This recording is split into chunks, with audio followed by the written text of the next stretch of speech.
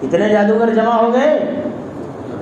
900 کم سے کم، زیادہ سے زیادہ 3 لاکھ کی تعداد، یہ مفسرین نے تفاسیر میں لکھی ہے حوالوں کے ساتھ۔ اب اتنے بڑے جادوگروں کو جمع کیا گیا اور ان جادوگروں نے کہا دیکھو فرعون بادشاہ صاحب، اگر ہم ان کا مقابلہ کریں گے تو ہمیں کیا ملے گا؟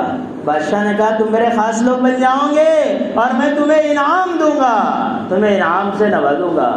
ٹھیک ہے، ایک دن طے ہوا، ایک وقت طے ہوا، اور اس وقت کے اندر سارے کے سارے لوگوں کو میدان میں جمع کیا گیا۔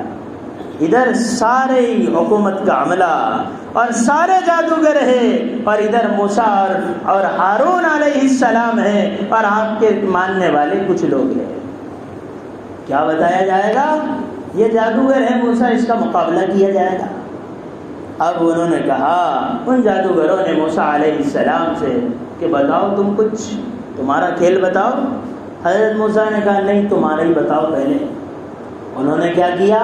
فرعون نے ان سے کہہ دیا تھا اس کی لاٹھی اژدھا بنتی ہے، اس کے پاس ایسا کھیل ہے۔ وہ سمجھ رہے تھے یہ دنیاوی موج ہے، دنیاوی کھیل ہے، حالانکہ حقیقت یہ تھی کہ وہ اللہ کی طرف سے کیا تھا؟ معجزہ تھا۔ لیکن وہ معجزہ کب بنا ہے؟ جب موسیٰ علیہ السلام اس بادشاہ کی طرف سے آنے والے حالات اور ان لوگوں کی طرف سے آنے والے حالات سے گھبرائے نہیں، میدان میں چلے گئے۔ ہوگا کیا؟ جانی تو جائے گی، اور کیا ہوگا؟ اچھا اور کیا ہوگا؟ بس جان جائے گی۔ آگے میدان میں انہوں نے کہا تم بتاؤ، تو مفسرین نے لکھا ہے جب انہوں نے جال پھینکا ہے وہ چھوٹی چھوٹی رسیاں اور چھوٹی چھوٹی لکڑیاں ایسی نظر آنے لگی جیسا کہ وہ سانپ ہے، اور پورے میدان میں سانپ ہی سانپ دکھ رہے۔ فالقا عصاہو، حضرت نے اپنے لاٹھی کو ڈالا تو لاٹھی بنی اژدہا، اور ایسا اژدہا جس نے سارے کے سارے کھیل کو نگل لیا۔ وہ جتنے دکھ رہے تھے نا لوگوں کو سانپ، وہ سارے کے سارے منہ میں آ گئے۔ یہ حضرت موسیٰ علیہ السلام کی لاٹھی سے بننے والے اژدھے کے۔ تو وہ جتنے جادوگر تھے وہ جادوگر تعجب میں پڑ گئے کہ ہم تو بڑے ماہر جادوگر ہیں، لیکن یہ جو جس بندے نے ایسا کمال بتایا ہے ایسا لگتا ہے یہ جادوگر نہیں ہے۔ جب مومن حالات میں جم جاتا ہے اللہ دشمن کے دلوں کو بدل دیتا ہے۔ اب وہ 3 لاکھ کیا کہنے لگے؟ وہ 3 لاکھ فرعون کے سامنے کہنے لگے ارے یہ جادوگر نہیں، یہ اللہ کا نبی ہے، آمنا برب العالمین، ہم تو اس کے رب پر ہی ایمان لائے، عالمین کے رب پر ایمان لائے، وہ رب موسیٰ و ہارون، یہ موسیٰ اور ہارون کا جو رب ہے وہی ہمارا رب ہے۔ تو اللہ نے دشمن کو کیا بنا دیا ہے؟ ارے بولو کیا بنایا؟ جن کو کھڑا کیا تھا بادشاہ نے دشمنی پر، اللہ نے ان کو دوست بنایا ہے۔ لیکن یہ دوست کب بنے ہیں؟ یہ تب بنے ہیں جب موسیٰ جمے ہیں۔ ابھی ہمارا موسیٰ ہی نہیں جم رہا تو کہاں سے دشمن دوست بنے گے؟ اب کیا ہوا؟ فرعون نے فوراً کہا تم اس پر ایمان لاتے ہو؟ اگر اس پر ایمان لاؤ گے تو سنو، کہنے لگا میں تمہارا ایک ہاتھ کاٹ دوں گا اور تمہارا ایک پیر کاٹ دوں گا خلاف جانب سے، اگر یہ ہاتھ کاٹوں گا تو یہ پیر کاٹ دوں گا۔ یہ بادشاہ کی طرف سے اعلان ہوا کہ کیا کٹ جائے گا؟ ہاتھ، اور کیا کٹ جائے گا؟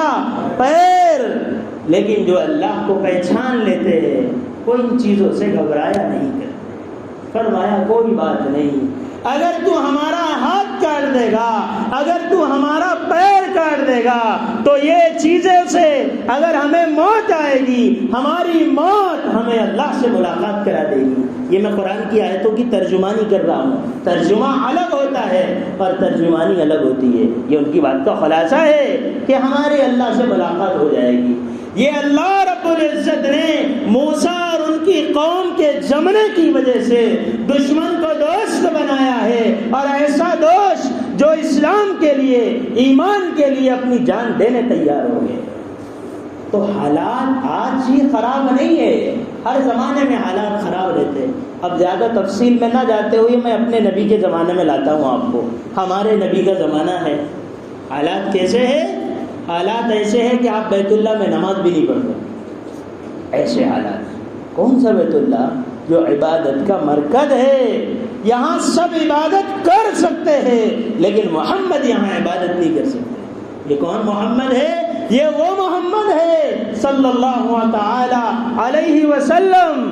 اعلان نبوت سے پہلے اور ایک اللہ کی بات کرنے سے پہلے وہ بیت اللہ کے اندر جب حتیم کے رکھنے جب بیت اللہ کے اندر حجر اسود کے رکھنے کا مسئلہ آیا کہ حجر اسود کو بیت اللہ میں لگانا ہے، کون اس کو لگائے گا؟